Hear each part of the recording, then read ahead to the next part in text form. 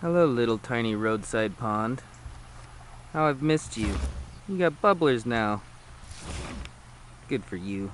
What's going on, you dirty old stash bags? This is part 2 from a few videos ago, and it's actually a different day, so it's not even really part 2, but I'm still trying to catch a dang bass on a dang bluegill for my 15-year-old self. I used to do that a lot when I was younger. That's actually kind of how I got started fishing. I started with catfishing. I started with little bluegill fishing for bass, and yeah. It's near and dear to my heart, so that's what we are doing today. But yeah, if you're new here, hit the If you're new here, hit the subscribe button. English is hard for me. I screw up all the time. Get used to it. Feeling pretty good about our odds. It's a bunch of tiny bluegills. The last time I tried this, my problem was I couldn't catch small bluegills. I was only catching big bluegills, and then the only thing I was catching on those bluegills were catfish. That's not a bass.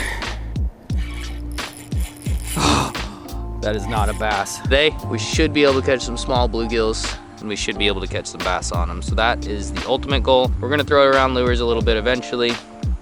Gosh, this is like the same intro as the last time. Basically, we're trying to catch fish on live bluegills, hopefully bass. Come along with me, see if we can catch some dirty old like 3 or 4 inch bluegills. Pow. Alrighty, still got some dirty old night crawlers that are still alive somehow. Oh wait, that's right, they're alive because it's not summer anymore and they don't die in 3 seconds. One good thing about this time of year. But anyway, 1/64 ounce jig head, little bobber, night crawler. Hopefully we can catch a bluegill. You wouldn't think it would be too hard, but the water temps are pretty darn cold, and the bluegills in here are pretty darn small, which makes them kind of hard to hook, to say the least.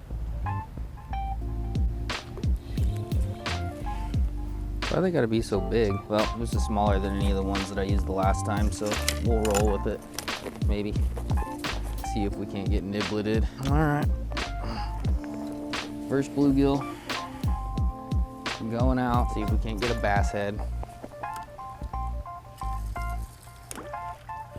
But while we're waiting, we're gonna see if we can catch a smaller one. Good to get a bait in the water early though. We'll let him just kind of swim around wherever he wants. Alrighty, get a smaller bluegill. Something about watching a bobber disappear that just brings your inner child out, doesn't it? Nothing better. It might have been a smaller one.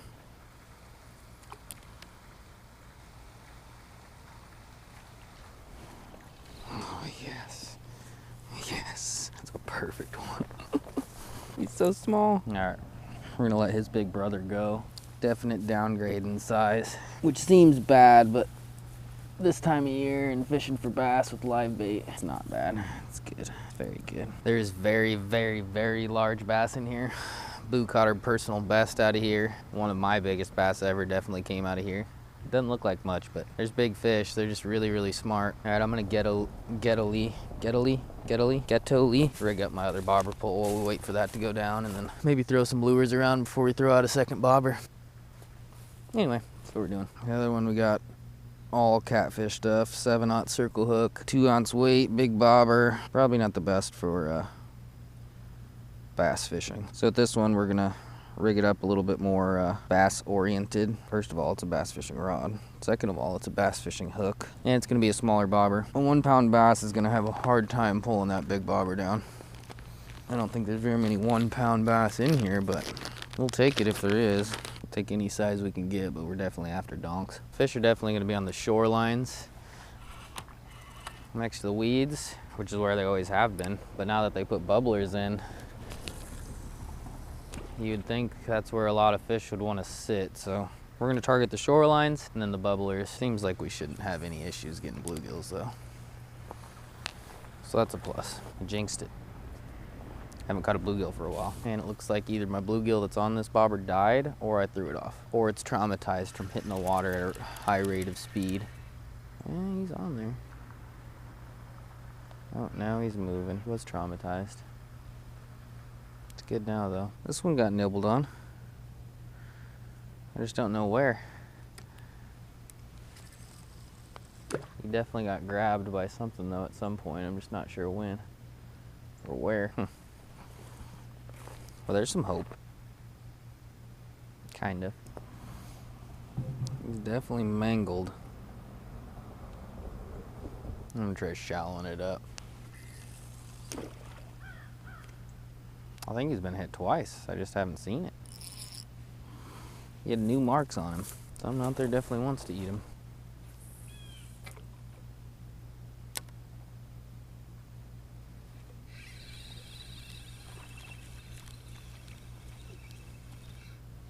There's a small bass in here. Look at you, little guy. Little bass fish. We're on the board for bass. Pow, kinda. It was tiny. Like really tiny. Not even like kinda tiny, like really tiny.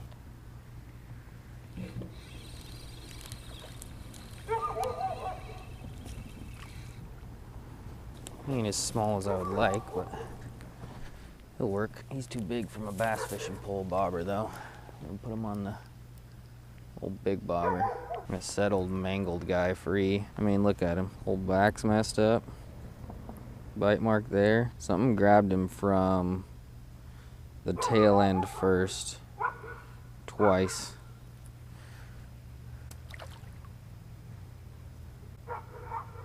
Yeah, he's deader than a doorknob. We'll throw the lively guy on here and go back to bluegill fishing, I suppose. See if that bluegill gets ate off the surface. Old dead one. Probably could have caught a fish on him. It's like the live one's better because you can watch him swim around and stuff.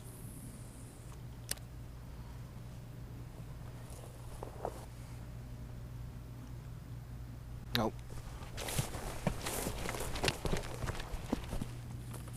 Oh, I think it dropped it. Did it drop it? That was definitely a fish. Oh, it had it down. Oh, shit.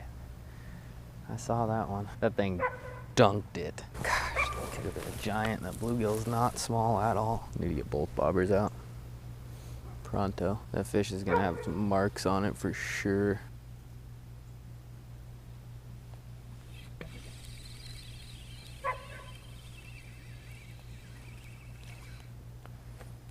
Tiny, but he's not huge. We're gonna double up on bobbers. First, we're gonna check on this guy.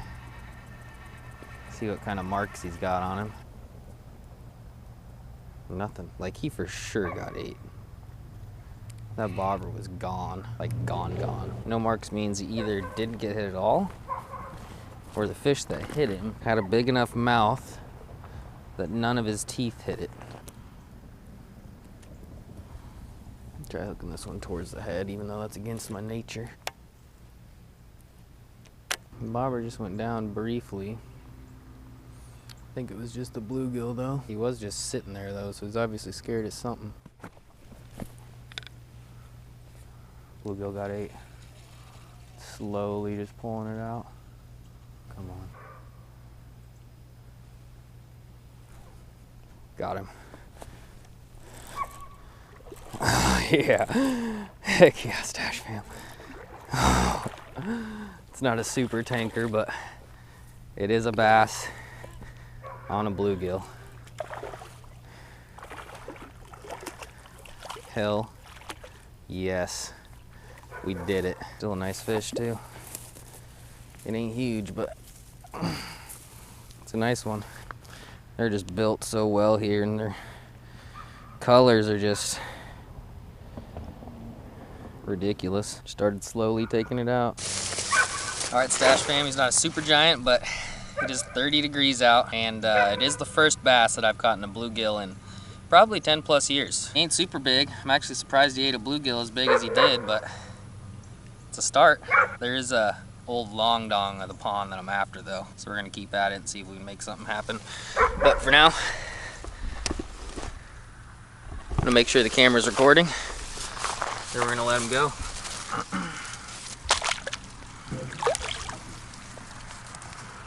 Bye-bye. Pow. I'm gonna go and get another pole holder so we can spread these out. Maybe not. I don't know where all my pole holders went. We'll make do. Before we leave, we're gonna try some other spots, but I'm throwing lures out here. Right here is pretty good. There's a point that sticks out here. There's a point that sticks out right over there where I caught that one, so they're definitely good places to target. I'm gonna have to just set it there and hope for the best, I suppose. All these fish are moving pretty slow though. As long as I'm paying some attention, I should be able to get over the pole in time.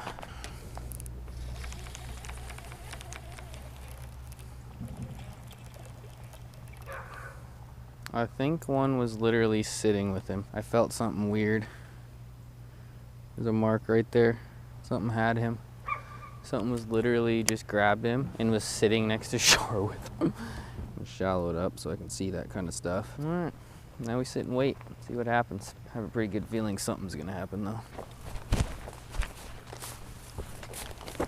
Something either really scared old Bud over here, or old Bud just got ate, or both.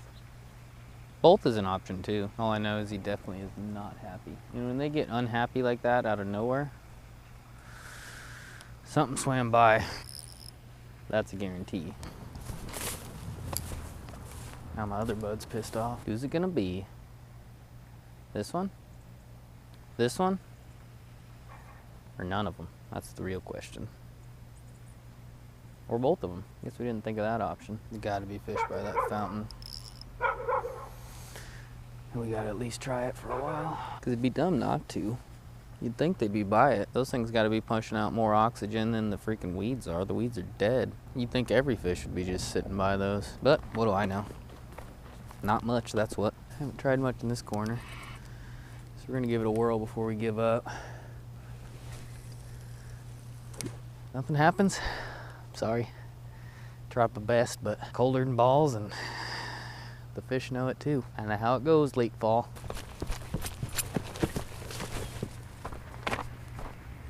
Oh, God. That couldn't have been just the bluegill. Thing just got hammered. Should have been sitting by that one. I guarantee that booger's got some marks in him. Come back, little fishies. Come back. It's cold and I'd love nothing more than to touch you. Be gentle. I promise. That wasn't very inviting. It's kind of creepy. No wonder they're not biting. Sometimes talking to the fish works, but not when you sound like a creeper in a candy van. One more. Let's check and see how mangled this guy is. He got hit hard. Maybe even by a catfish. That thing was scooting.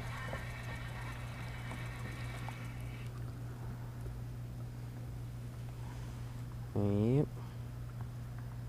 He definitely has seen better days. He's still kicking, but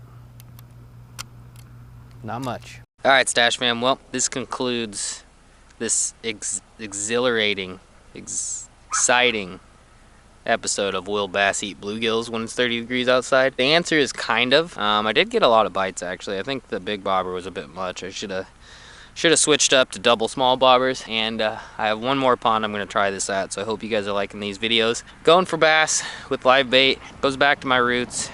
It's a good way to get into fishing, and it's a good way to get into bass fishing. Obviously, throwing lures is probably more effective, but if you don't know how to throw lures and you aren't very experienced, throwing live bluegills under a bobber will work. Just use a smaller bobber. But yeah, we got 5 or 6 bites.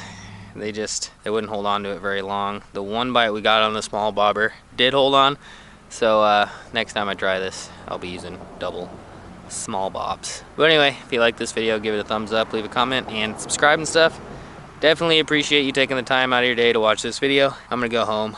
I'm gonna warm my ass up, regroup, and see you again soon. Got some exciting stuff coming up, so stay tuned and things. All right, TTYL. Goodbye.